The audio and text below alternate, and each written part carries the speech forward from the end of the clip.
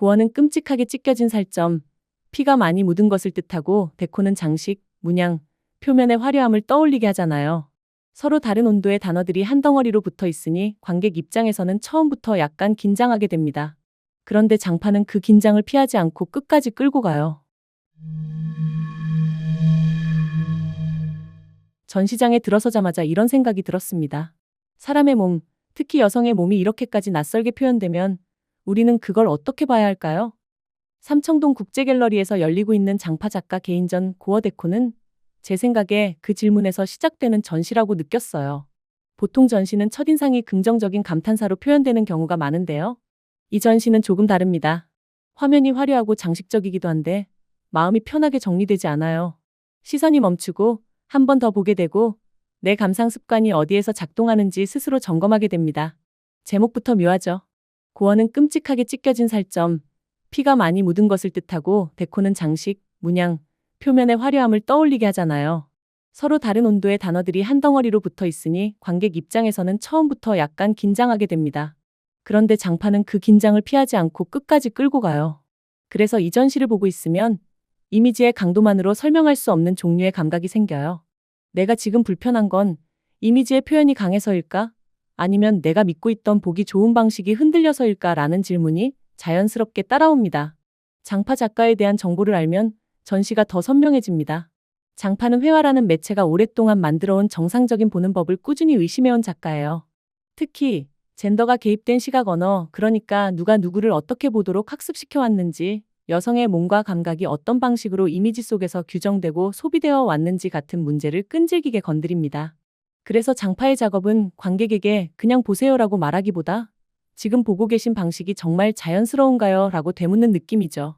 그리고 그 질문을 도상, 색채, 재료, 화면 구성 같은 회화의 언어를 사용하여 던집니다.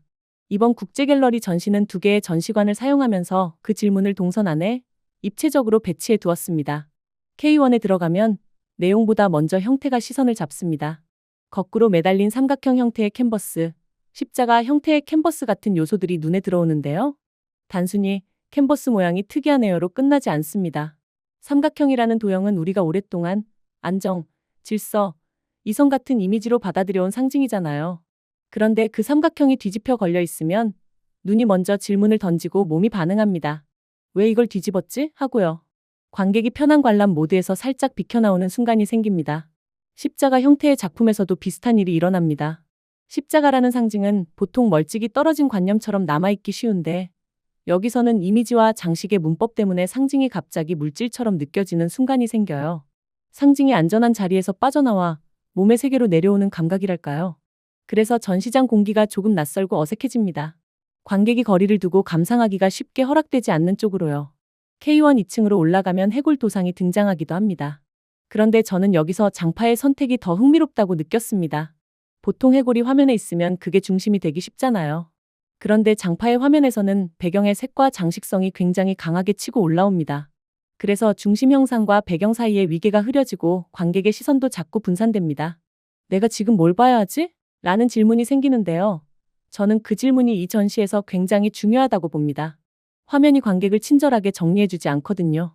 의미를 한 줄로 정리하려는 시도가 자꾸 실패하고 대신 감각이 계속 이리저리 흔들립니다. 재료가 주는 감각도 크게 작동합니다. 화면에 머리카락, 거즈, 금속 하드웨어 같은 요소들이 들어오면 그림이 이미지로만 머무르지 않습니다. 머리카락은 보는 순간 몸을 떠올리게 하고요. 거즈는 상처를 가리는 물건이면서 상처가 있다는 사실을 더 또렷하게 알려주기도 하잖아요. 이런 물질이 화면에 붙어 있는 순간 회화는 갑자기 살이 붙는 느낌을 얻습니다. 그래서 관객도 시각만으로 정리하기가 어려워지고 촉감이나 습도 같은 비시각적 감각이 자연스럽게 따라옵니다. 저는 이 지점에서 장파가 말하는 시각 중심의 감상을 흔드는 힘이 생긴다고 느꼈습니다. 그리고 K2로 넘어가면 전시의 결이 달라져요. 저는 K2가 이 전시에 시각 언어 비판이 가장 직접적으로 드러나는 구간이라고 느꼈어요. 여기는 작가가 이미지를 그려서 만든다기보다 사회에 떠다니던 이미지들을 화면 위에 옮겨 붙이고 다시 배치하는 감각이 강합니다. 역사 속 여성 재현 이미지, 인터넷에서 유통되는 혐오 이미지 같은 것들이 전사 방식으로 들어오고 그 위에 다시 신체의 파편들이 병치됩니다. 이걸 보고 있으면 이런 생각이 들어요. 이건 작가 개인의 상상력만이 아니라 사회가 이미 만들어 놓은 시선의 파편들이구나. 그래서 K2에서는 작품을 감상한다기보다 내가 그동안 어떤 이미지를 무심코 소비해왔는지 되돌아보게 되는 순간이 생깁니다. 이 전시에서 인체는 인체답게 유지되지 않습니다.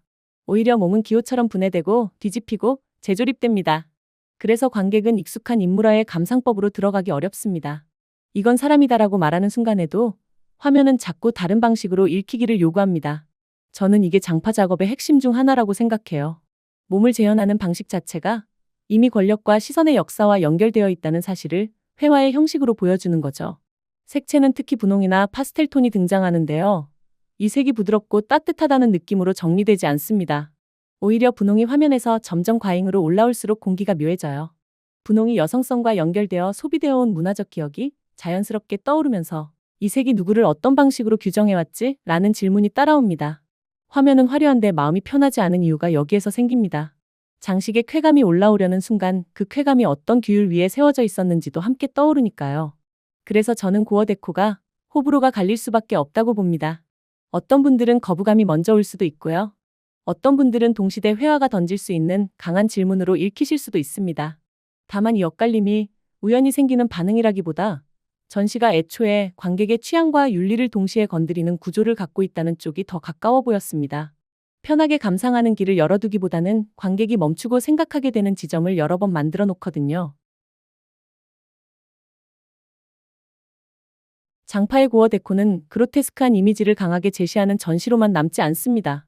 저는 오히려 이 전시가 우리가 아름답다고 믿어온 감각이 어디에서 흔들리는지, 그리고 그 감각을 떠받치던 시각 언어가 누구의 시선으로 만들어져 왔는지 계속 떠올리게 한다고 느꼈어요. 그래서 좋다, 싫다로 결론 내리기보다 전시장 안에서 잠깐 멈춰서 내 시선의 습관을 점검해보는 경험으로 남을 가능성이 큰 전시라고 소개드리고 싶습니다.